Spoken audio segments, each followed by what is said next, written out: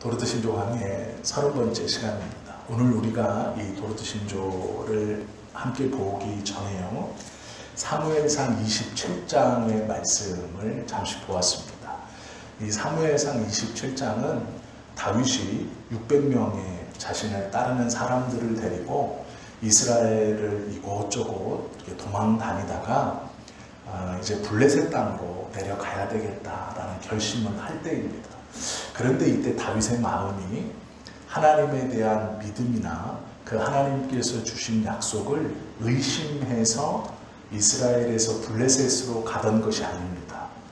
다윗의 마음속에 어떠한 생각이 들었냐면요, 여기 있다가는 결국에는 내가 붙잡히겠구나, 사울에게 붙잡히겠구나, 그래서 우리가 블레셋 땅으로 도망가는 것이 옳다라는 생각입니다. 하나님의 임재, 하나님의 지키심, 보호하심을 믿었던 다윗이 그의 마음속에 이제 잡히겠다, 블레셋 땅으로 가는 것이 맞겠다, 이런 결심, 그 마음속에는 이 두 가지 마음이 같이 있는 겁니다.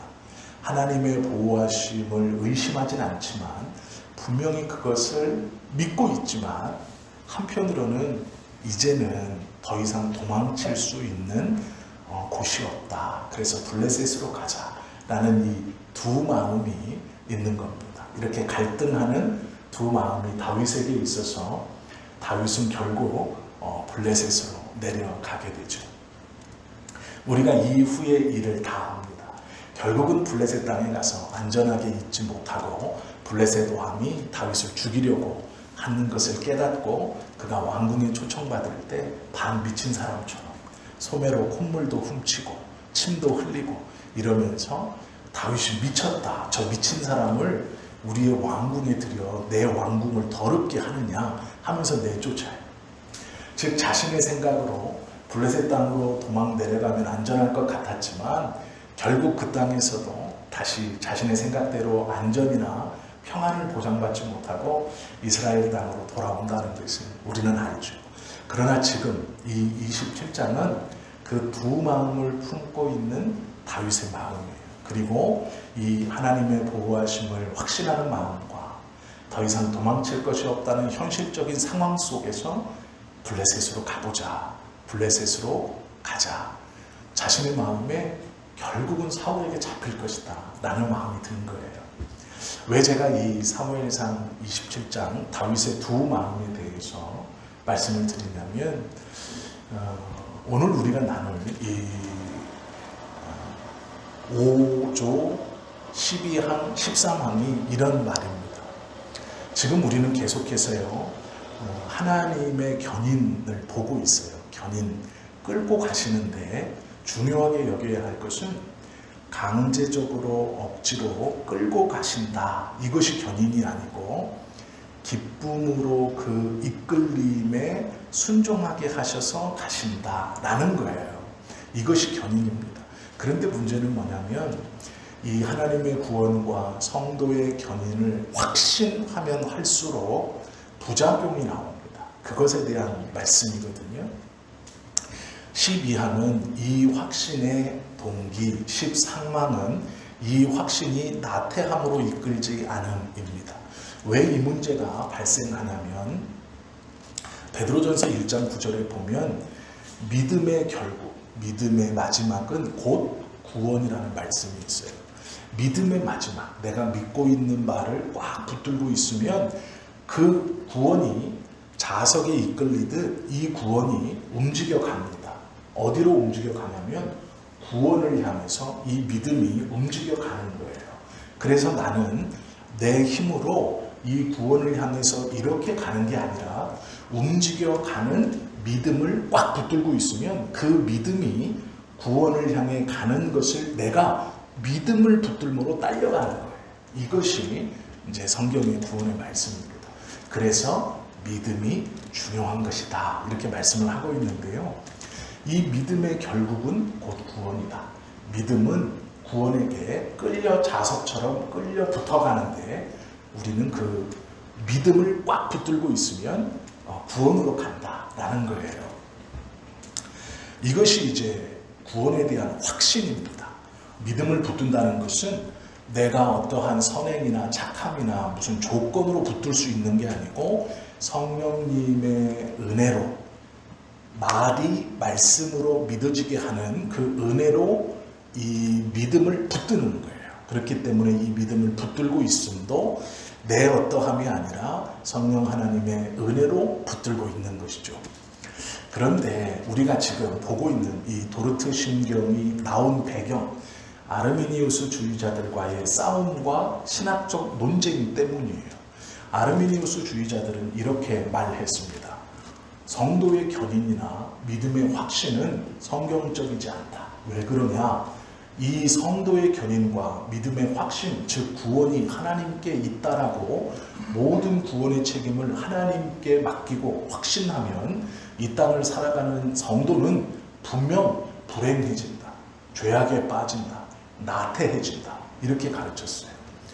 이렇게 해도 저렇게 해도 결국 하나님이 구원해 주실 거라면 사람은 죄에 빠지고 나태해지고 결국은 자신이 아무것도 하지 않으려고 한다. 이렇게 아르미니우스 주의자들이 반발을 했습니다. 육적으로도 타락하게 되고 교만해진다.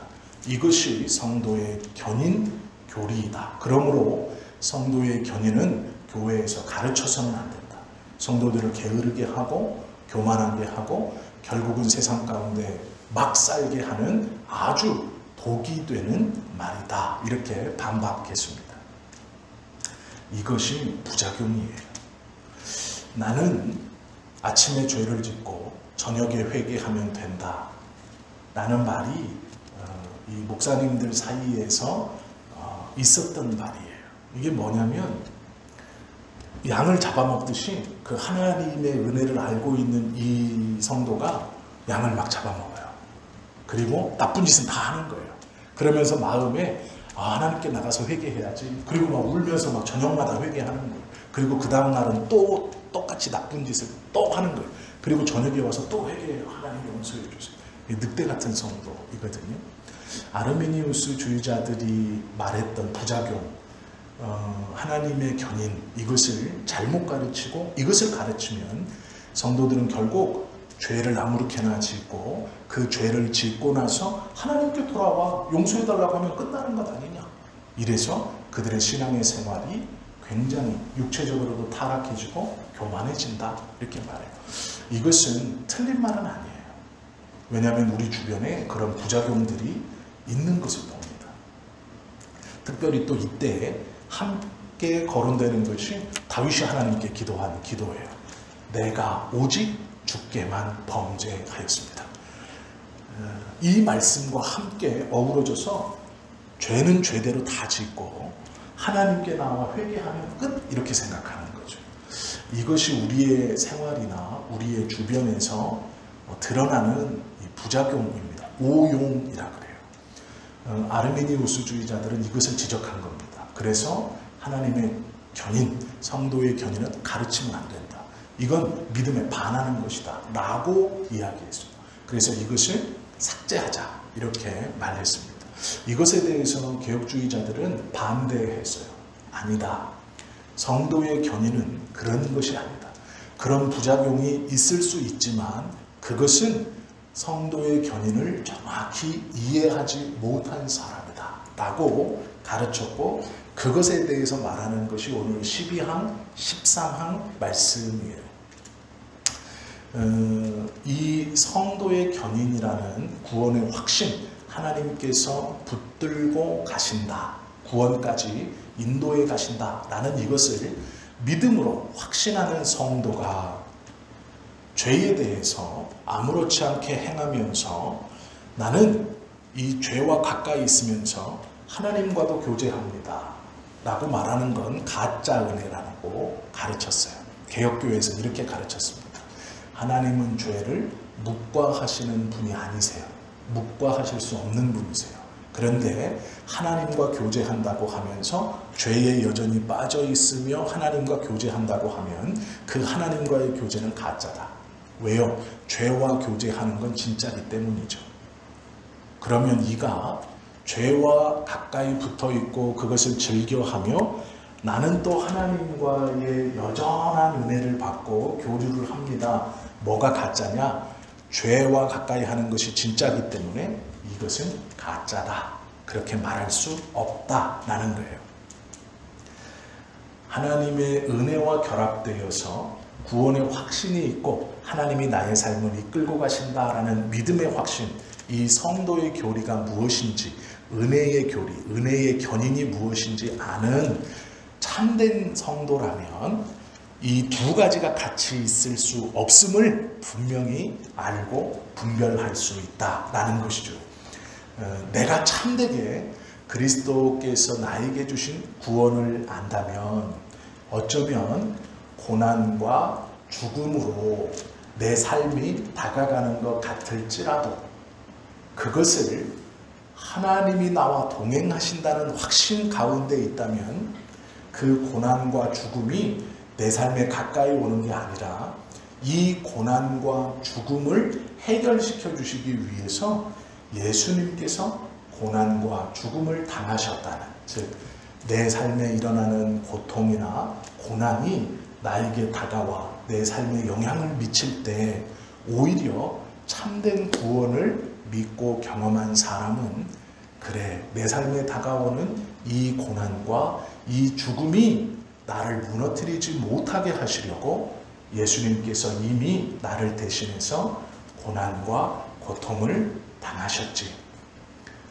그러므로 나는 내 앞에 다가오는 이 고난과 고통과 죽음에 무너질 자가 아니라 예수님께서 이미 이 고난과 고통과 죽음을 당하셨으니 나는 넉넉히 견뎌내면서 그것에 오염되지 않고 하나님 앞에 바르게 살아야지 라고 생각하는 것이 바른 성도다라는 거예요. 이 고난과 죽을 것 같은 아픔을 피하기 위해서 하나님의 은혜를 저버린다거나 죄악과 타협한다거나 물들지 않는다는 거예요. 이 고난과 죽음이 나에게 와서 나로 죽을 것 같게 하고 고난 가운데 빠지게 한다 할지라도 참된 구원을 아는 성도, 하나님의 견인, 그것을 믿는 성도는 이 고난과 이 죽음을 견디고 이길 수 있게, 이 고난과 죽음에서 내가 죄로 오염되지 않도록, 타협하지 않도록 이미 예수님께서 이 고난과 죽음을 경험하셨다. 그것을 믿고 견디는 사람이에요.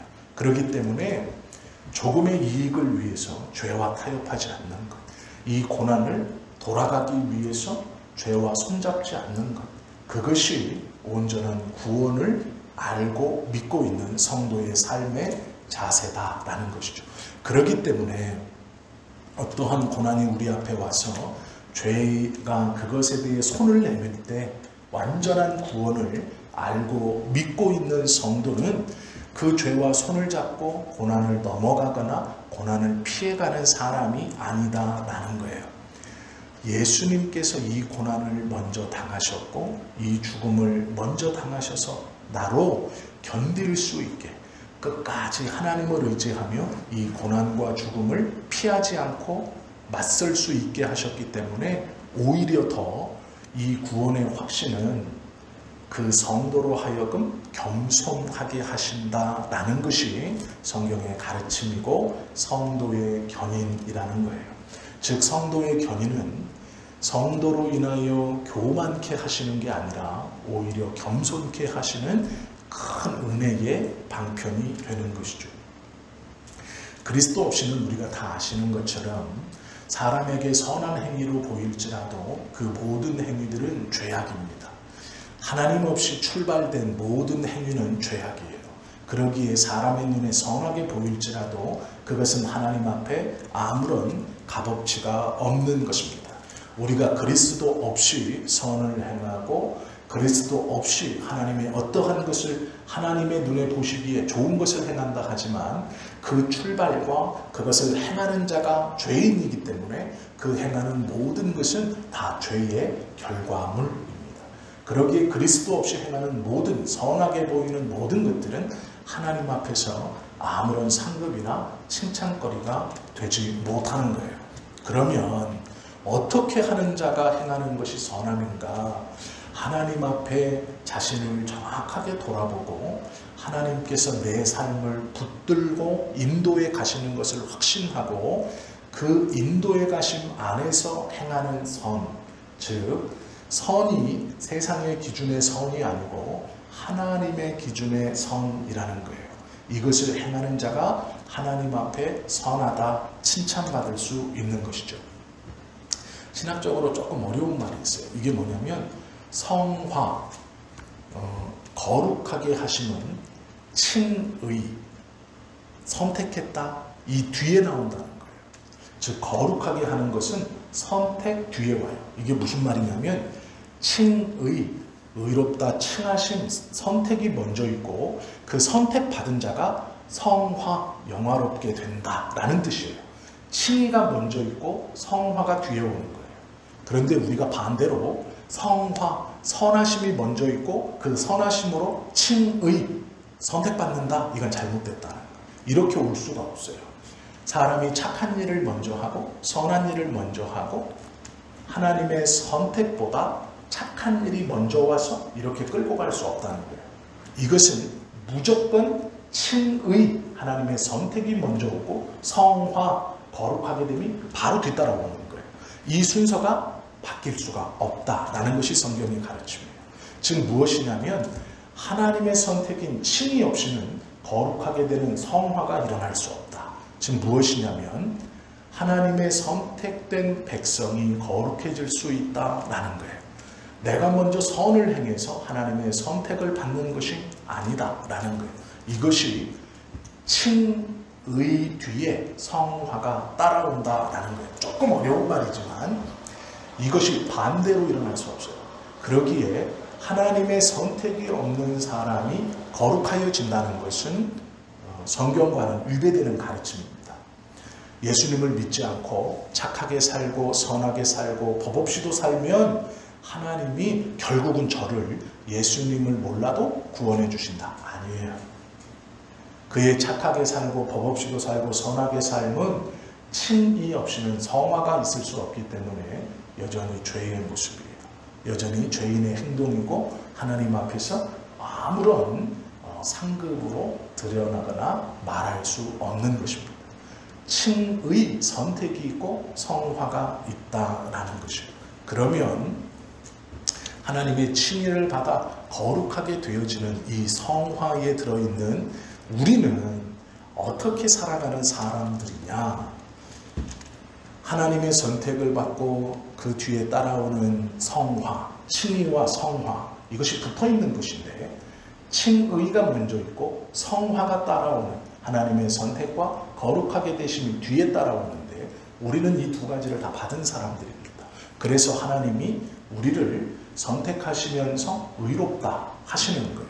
그리고 우리는 그 의롭다 하심에 맞추어 성화되어 가는 것이거든요.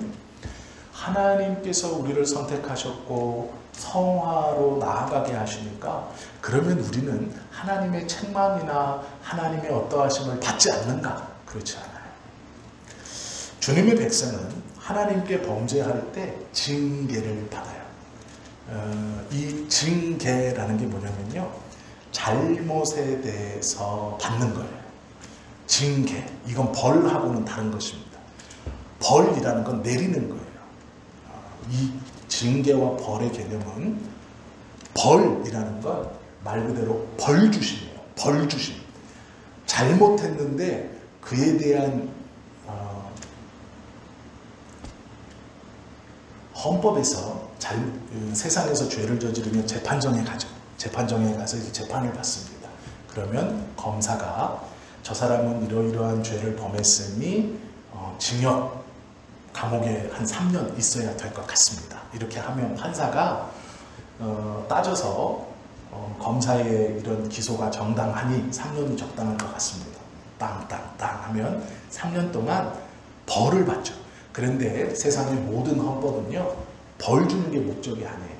징계가 목적이에요. 징계. 이 징계가 뭐냐면 그 3년의 시간을 보낸 뒤에 이 사람이 다시 그 죄에서 자유함을 얻어서 그 죄를 짓지 않는 사람들과 똑같이 사회에서 살 수 있도록 기회를 주기 위해서 3년을 가둬놓는 거예요. 이게 징계입니다. 벌은 뭐냐면 끝나는 거예요. 그냥 그걸로 끝, 벌, 끝, 그냥 딱 낙인 팍 찍어서 끝내는 거예요. 이것은 다시 어울려 살 수 없어요. 다시 기회가 없어요. 돌아올 수 없어요. 이 자리로 원래 있던 죄가 없는 이 사람들과 다시 섞여 살 수 없고, 한 번 죄인이 되면 이쪽으로 옮겨져서 더 이상 이쪽으로 올 수 없는, 이것이 벌이에요.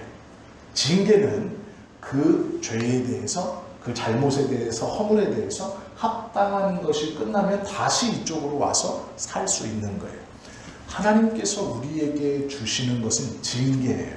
그것이 끝나면 다시 와서 하나님의 백성들과 함께 하나님의 은혜를 누리며 살게 하시는 거예요. 즉 우리는 하나님 앞에 죄를 범하면 벌을 받는 게 아니고 징계를 받는 거예요. 그 죄에 대해서 하나님의 외면을 경험하는 거죠. 이 외면을 얼굴을 가리심이라고 조금 고상하게 표현합니다.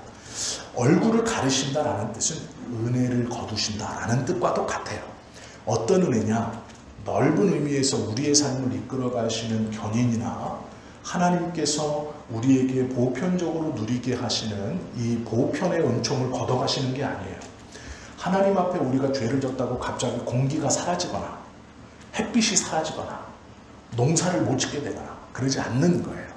하나님의 큰 의미에서의 은혜는 여전히 우리 삶에 인도하시지만 나와 특별히 교제하셨던 그 은혜들, 예를 들어 이런 것이죠. 기도할 때 하나님 앞에 들었던 확신과 위로가 어느 날 사라져요. 예배할 때 찬송하고 말씀을 나누면서 느꼈던 그 감사와 감격이 어느 날 사라져요. 왠지 내 마음속에 하나님이 나와 동행하시지 않는다라는 그 알 수 없는 허전함과 그 알 수 없는 감정들을 느끼기 시작하는 거예요. 그것이 뭐냐면 하나님의 얼굴을 감추신 성령님의 침묵이라고 표현해요. 그것이 하나님께서 우리에게 주시는 대표적인 징계입니다. 내가 하나님 앞에 죄를 범했을 때 하나님의 징계는 그렇게 와요. 예배에 감격이 없습니다. 성찬에 감격이 없습니다. 왜 그럴까요? 예전에는 예배가 감사했고 내 마음의 위로가 되었고 하나님이 나와 함께 하신다는 확신이었는데, 성찬이 그렇게 마음을 뛰게 하고 은혜를 경험케 하고 그 포도주와 빵을 나눔이 예수님의 은혜로 내게 다가와서 말할 수 없는 하나님의 은혜들을 다 설명할 수 없지만 그것들을 느끼게 하는 아주 귀하고 복된 것이어서 사모했는데, 어느 순간부터 이것이 아무렇지 않은 거예요. 그냥 순서 중 하나예요. 왜 그럴까요? 그것은 똑같은 행위를 하고 있지만 한편으로 하나님께서 우리에게 얼굴을 보이시느냐 감추시느냐, 성령께서 침묵하시느냐 안 하시느냐의 차이예요. 그러면 왜 그런 일이 벌어지느냐? 그것이 징계예요. 벌이라는 것은 아예 내쫓는 것이에요. 가능성입니다. 하나님의 백성은 절대로 하나님 앞에 벌받지 않아요. 징계를 받는 것인데, 이 징계가 우리에게 왔을 때 내게 지금 징계가 왔구나라는 것을 깨닫지 못하면 그는 어두움에 있는 자이고 사단의 꾀임에 빠져 있는 자예요.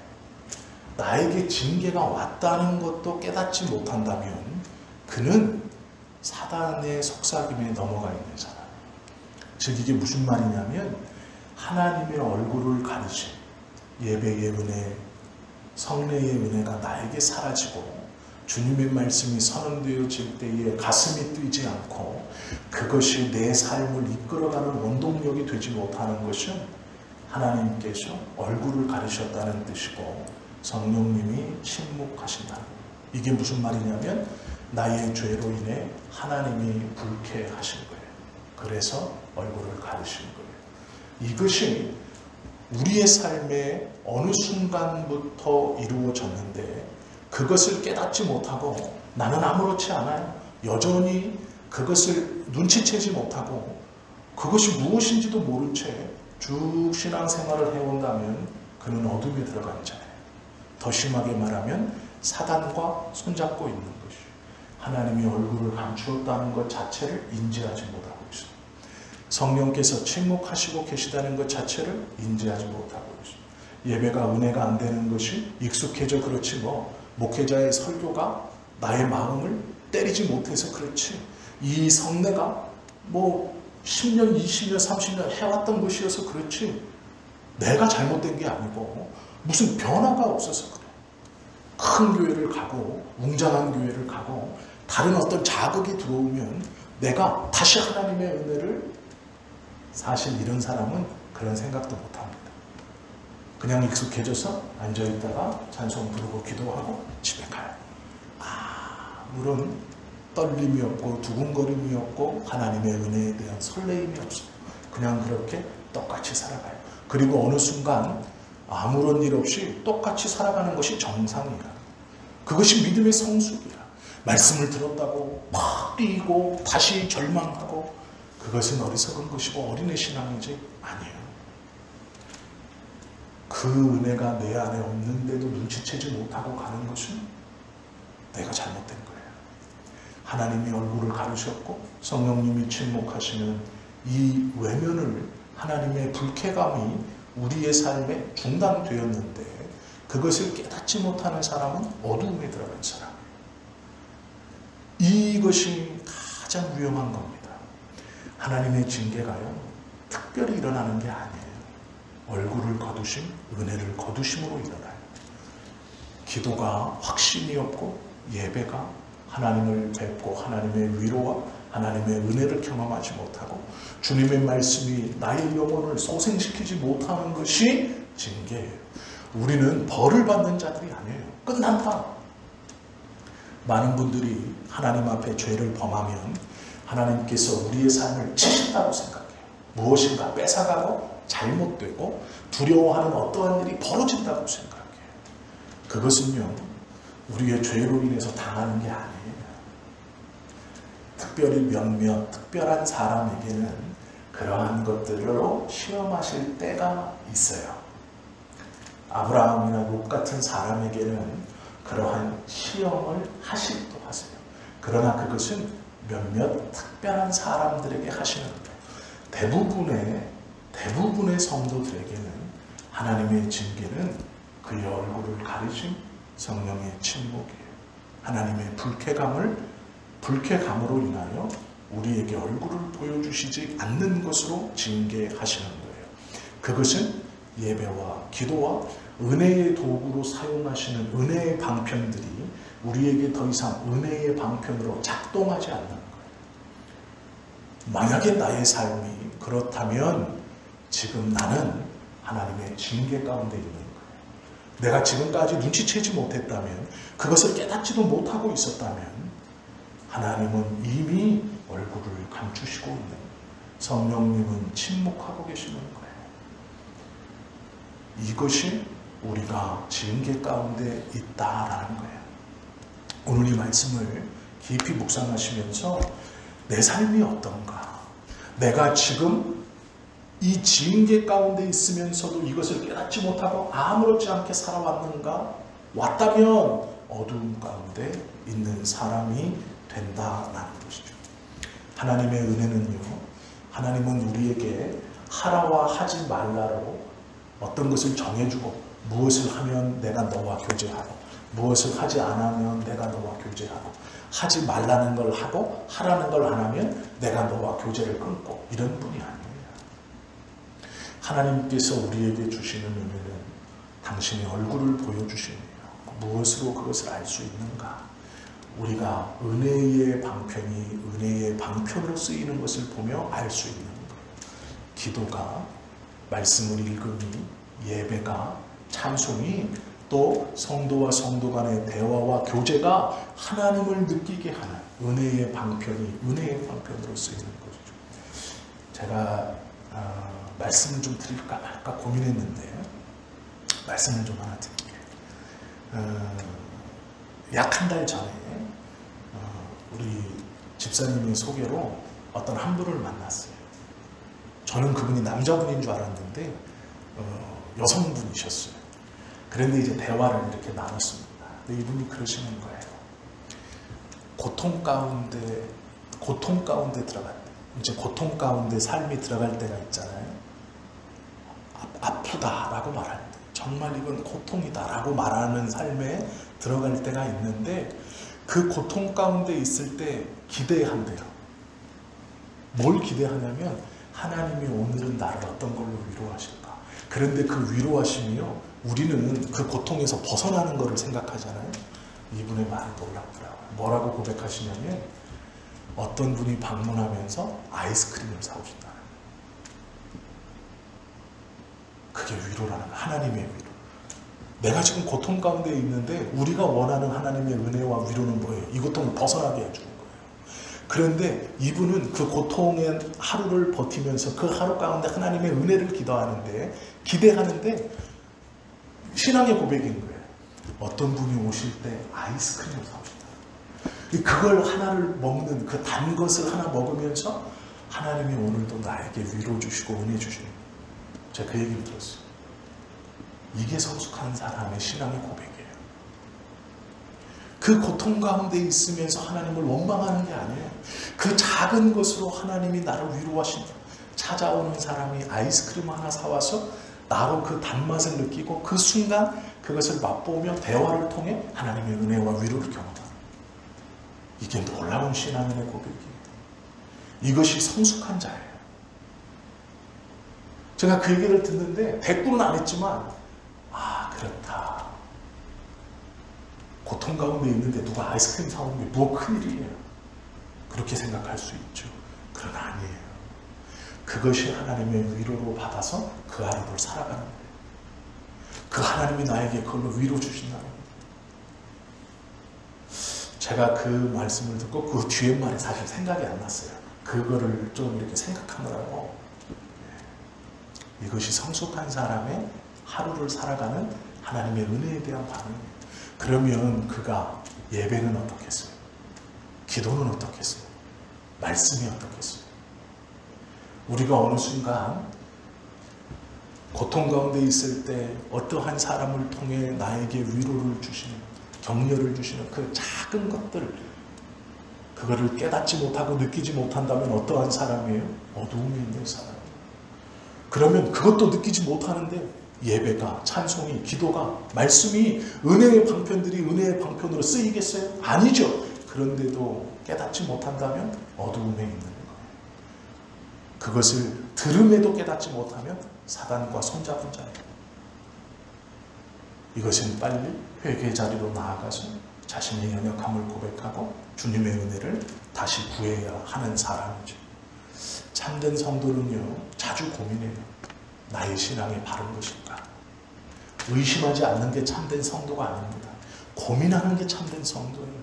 나의 행위가 하나님 앞에 주의 은혜에 누를 끼치는 것은 아닐까?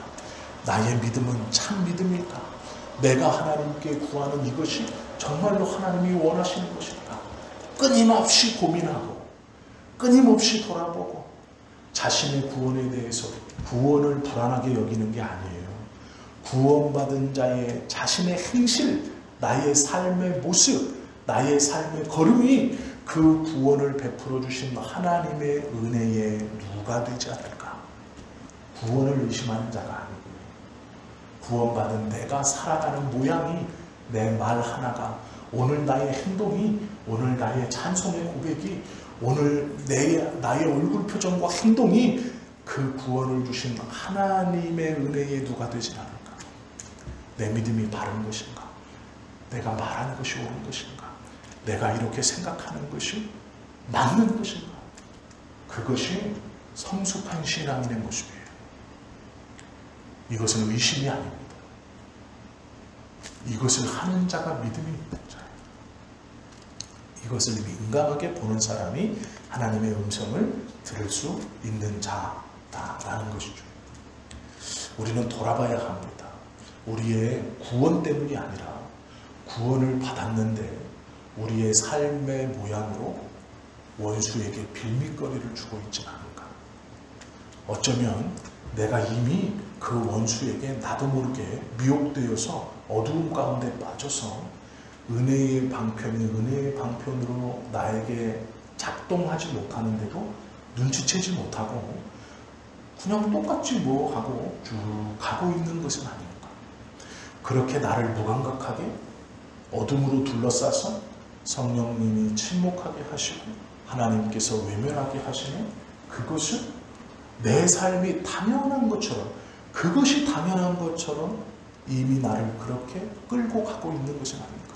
내가 그렇게 끌려 들어가 있었던 것은 아닌가 돌아볼 수 있어야 됩니다.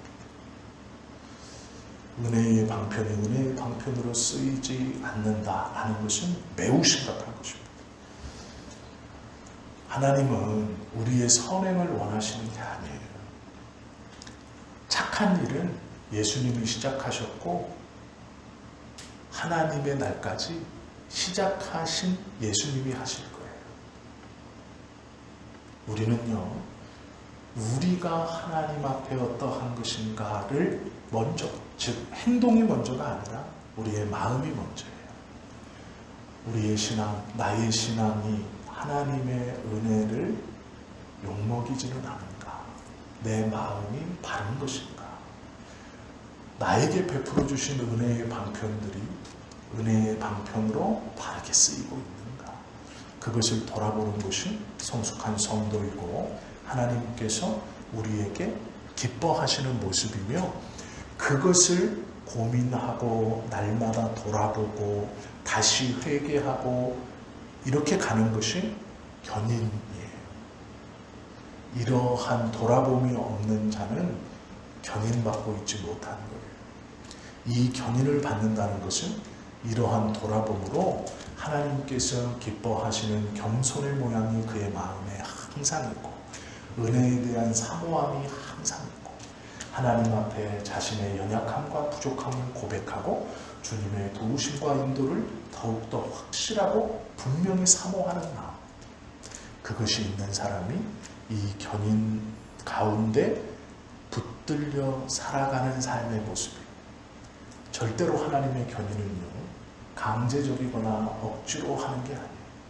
어느 순간 정신 차려보니 여기 와 있더라고요. 아니요. 하나님은 그렇게 구원을 이끌어 가시는 분이 아니에요.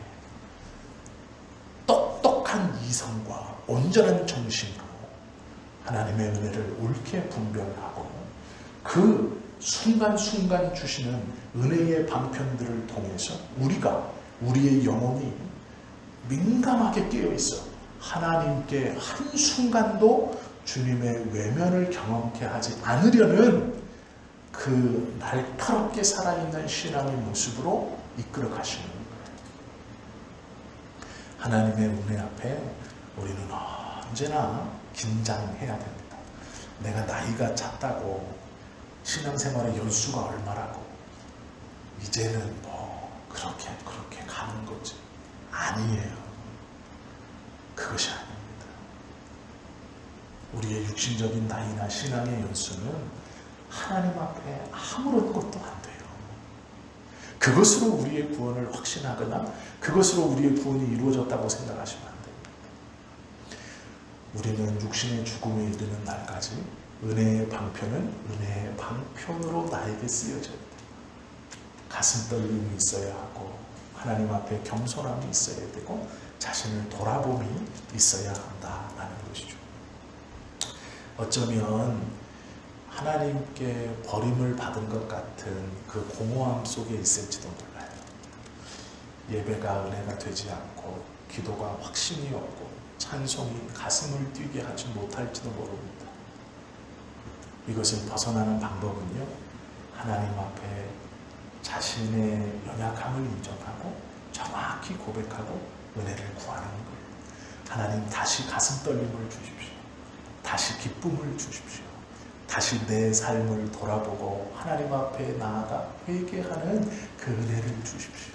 그리하여 나로 더 이상 어둠 가운데 이것이 당연한 것처럼 살아가는 이 경직화되고 하나님의 견인을 멈춰선 이 신앙의 생활 말고 다시 그 하나님의 인도하심을 경험하는, 가슴이 뛰고 말씀이 은혜가 되고 찬송이 눈물이 되고 기도가 확신이 되는 하나님, 그러한 올바른 성도의 삶을 이제 다시 인도해 주십시오 라고 하며 자신의 신앙을 돌아보는 것이 하나님께서 우리에게 붙들어 주시고 이끌어 가시는 바른 성도의 모습이라는 것이죠. 오늘 이후로 우리 모두가 이 바른 은혜와 성도의 견인을 받으며 기쁨으로 살아가시는 저와 여러분 다 되시기를 예수님의 이름으로 축원합니다. 기도하겠습니다.